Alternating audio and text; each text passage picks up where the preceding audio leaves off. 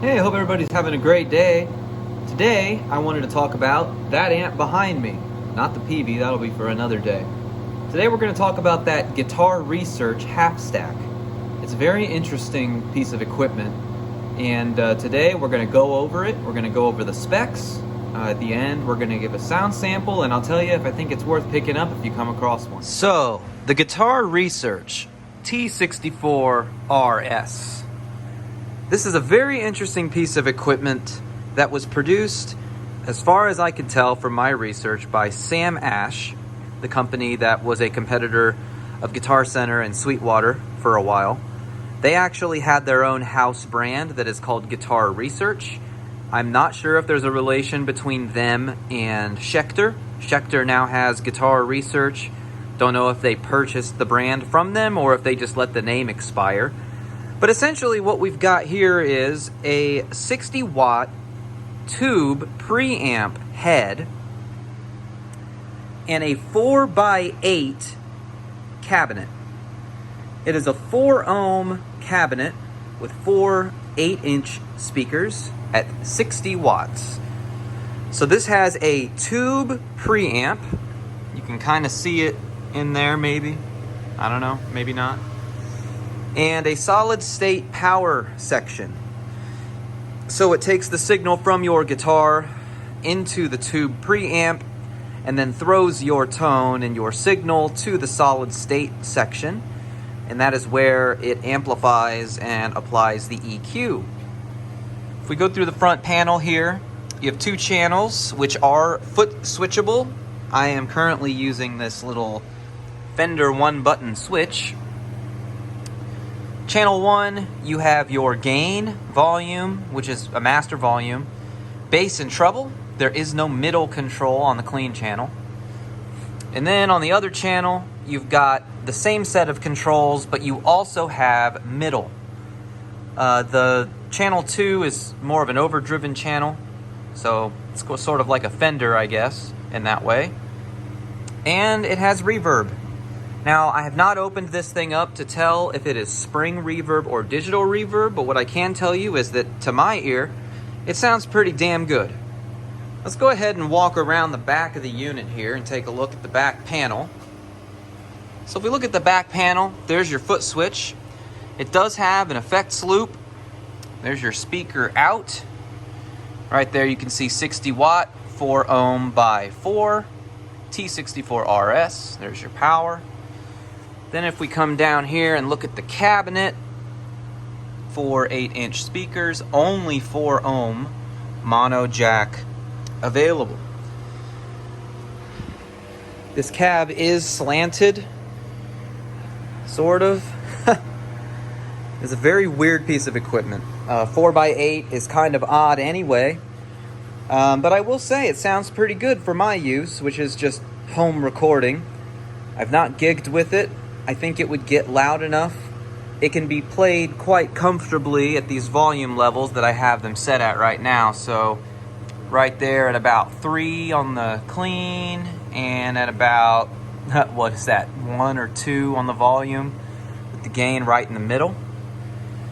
So what we're going to do next is we're going to use this Les Paul 100, and we are going to get some sound samples. Now the sound samples are going to be captured using a microphone instead of a direct out. There is a direct out on there, headphone, so I guess you consider that direct out. But I think it's more important to show you kind of what it sounds like out of the speaker cabinet, because that's kind of part of the deal here. So I'm going to mic it up, as you can see. And I will play clean. I'll turn on some reverb. I will play overdriven, put on some reverb. It'll be clean with no additional pedals or anything. Then at the end, I'll add on a Ibanez tube screamer as sort of a little bit of a boost, so you can get an idea of what that sounds like.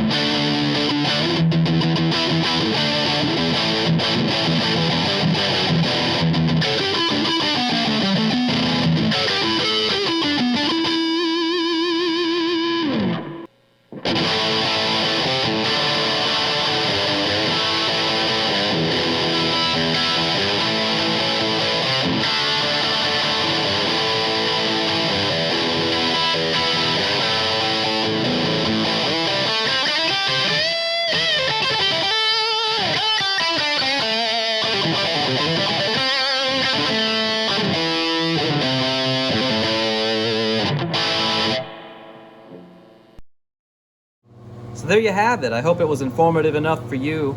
As far as this equipment goes, I would say that it's definitely worth more than people are charging for it. I've seen them at Guitar Center listed for around $200, including the head and the cabinet. I think it's probably worth it if you can get it for about $200 or less. Has a pretty good, clean sound, as you could hear.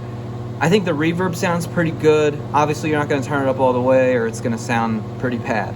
But the clean channel has a lot of headroom for you to put pedals in front of it. As you can hear, that tube screamer really livens it up a bit.